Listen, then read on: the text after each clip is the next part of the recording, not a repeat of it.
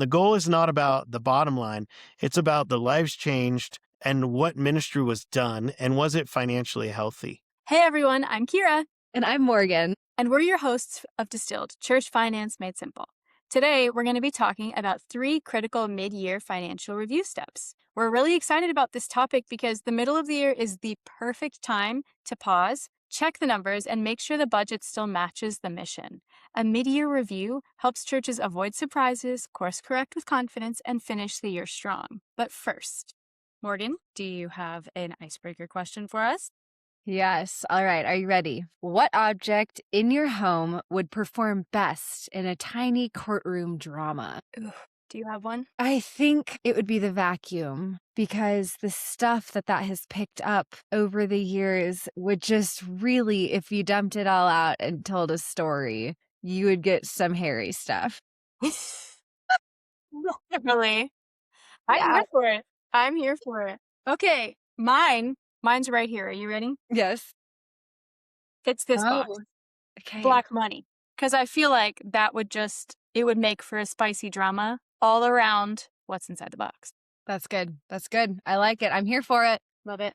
All right. Well, speaking of black money, let's hope our churches don't have any. You ready to hop into this episode? Let's go. Let's do it.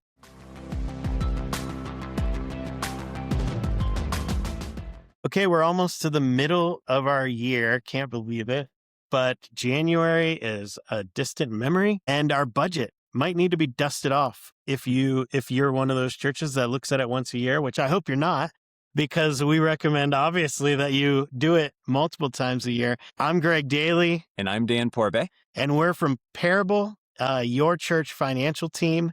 We help churches with accounting, CFO, payroll. So again, we're almost in the middle of the year, and it might be time to dust off that budget. And so why should we even do a mid-year checkup? Well, it's not about the accounting. We'll just say that. It's about stewardship and mission. A mid-year checkup ensures that you aren't surprised by a shortfall in December.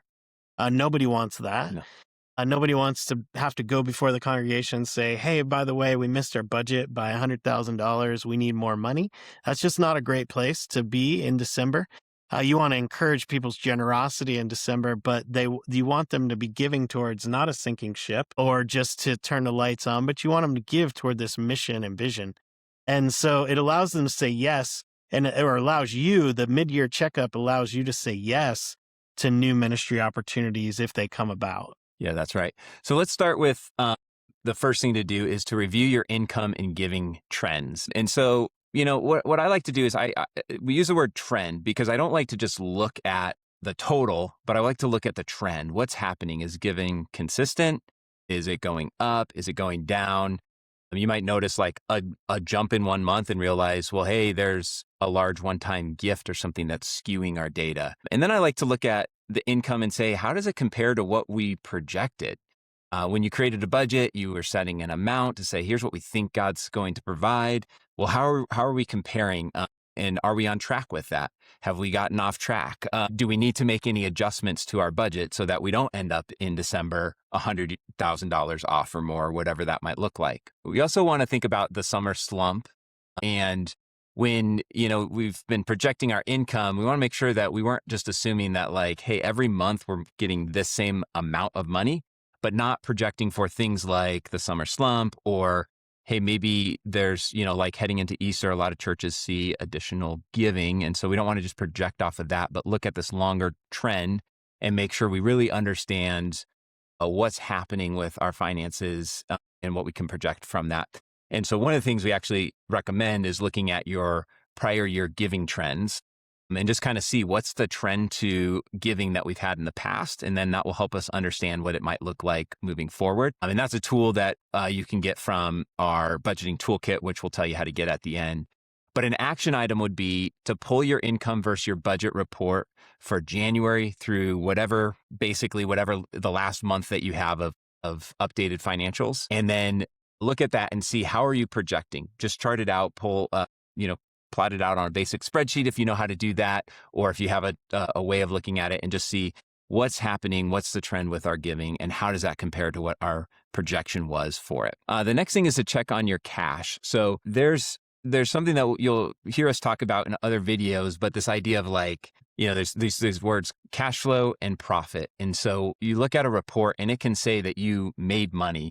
For a nonprofit, you wouldn't call it profit, but you could say, oh, okay, we have a surplus, we have extra money. But then sometimes what happens is that money isn't actually in the bank. And the reason why is because of some complicated accounting rules that we're not going to talk about here.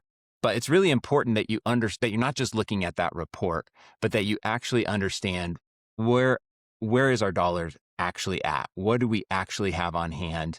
Because you could look okay on that report and then get and look at your bank and be like, we don't actually have the money I thought we did. And so that's really important to do. And then the other piece of this is your reserves target and making sure that you have enough money to cover unexpected expenses, maybe even opportunities that come up, and make sure that you have a reserve so that you're not kind of operating week to week, but that you're actually making decisions more strategically, more along the lines of what you intended to from a missional perspective. And so what we like to recommend is having 3 to 6 months of operating expenses in reserve. And you can do this by basically taking the last few months, and let's just say, let's just do this for the last 6 months. You can pull what was our spending for the last 6 months, divide that by 6 and say, here's our average spend. And then you take how much money do we have cash on hand and divide it into it and say, okay, well, we spend $100,000 per month on average and we have $400,000 in the bank. And so we have 4 months of cash on hand to help us survive any sort of unexpected expense.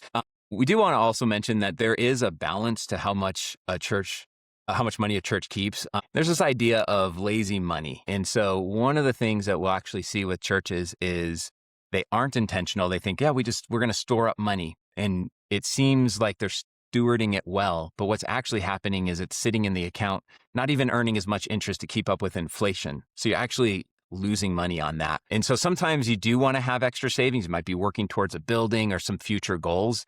But to be strategic now to say, okay, is that money in the best situation for it? Could I maybe find something else that, a high yield account, a CD, even whatever it might be that we can store that money and make a better return on? Is there some other project that God might be actually calling us to fund right now instead of just having this sit into the bank account? So the action item would be to calculate your days of cash on hand and also just consider, is there something else that God's calling us to when we think about our budget, when we think about our mission? Is there something that we should change right now? And on that, then we want to just talk about our priorities and pivots. So you made a budget, 10 months ago, maybe 6 months ago, and it might have been great when you set it, but it might not still be aligned, or it might just need some intentional adjustments. And so what we like to do is just to review both our spending and look at kind of expense to budget and see if there's any ministries that are over or underspending. And also just think, is there anything that we need to redirect dollars to? And is there new opportunities, things that God has put on our heart as a church to fund and we've said no to, but hey, look at this ministry is not spending its money. We could actually afford it. Or God's given us extra dollars to spend. And so we might have the opportunity to do that. So we want to introduce something called the start, stop, continue framework. So Greg, do you want to explain how that works? Yeah. So what we love about this is you just start with the words. So stop. What are the programs? What are the church, maybe ministries, programs, things that you're doing that are underperforming or no longer align with the vision? Here, it's really important to think about there shouldn't be no sacred cows. We should be able to cut anything that's not actually aligning with the vision that we think God is leading us towards.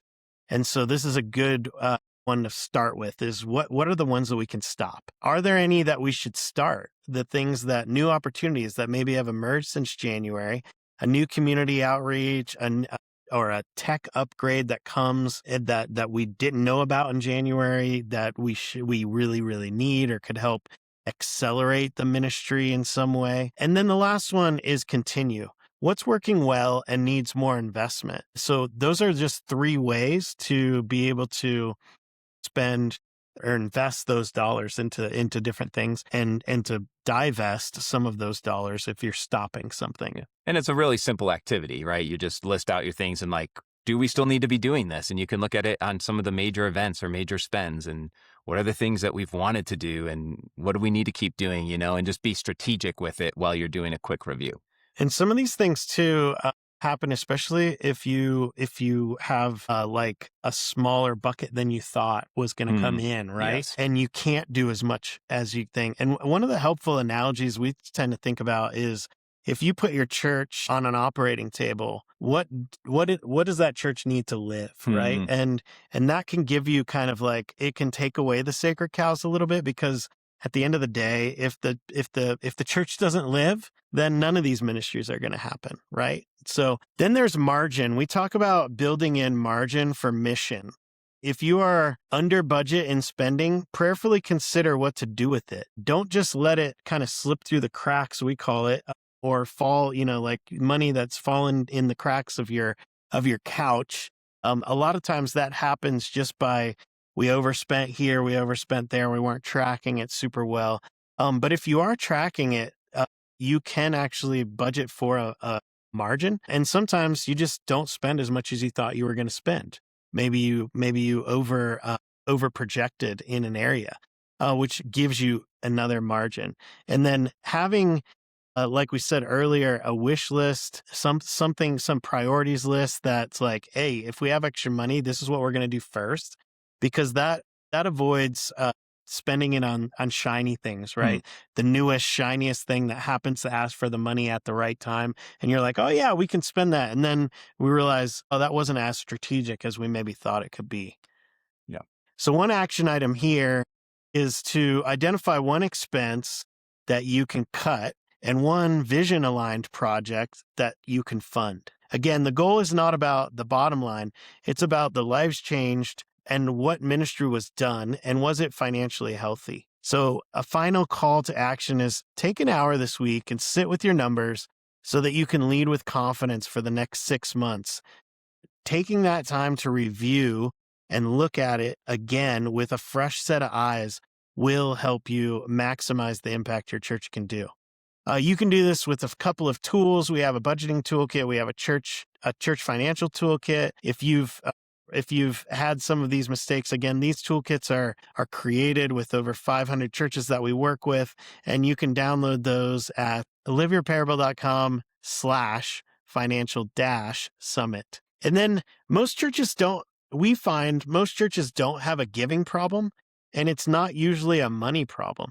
They could potentially have an alignment problem. And after working with over 500 churches, the team at Parable has seen how the disconnect between the dollars and discipleship, they create friction, stalls vision, leaves teams stretched too thin.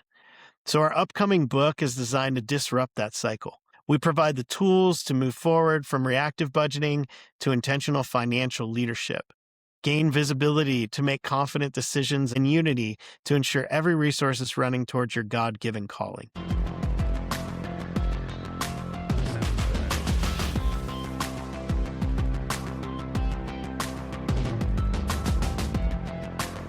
Thanks for joining us for Distilled, Church Finance Made Simple. Be sure to hit subscribe and catch our future episodes. Distilled is brought to you by Parable. Parable is your church financial team.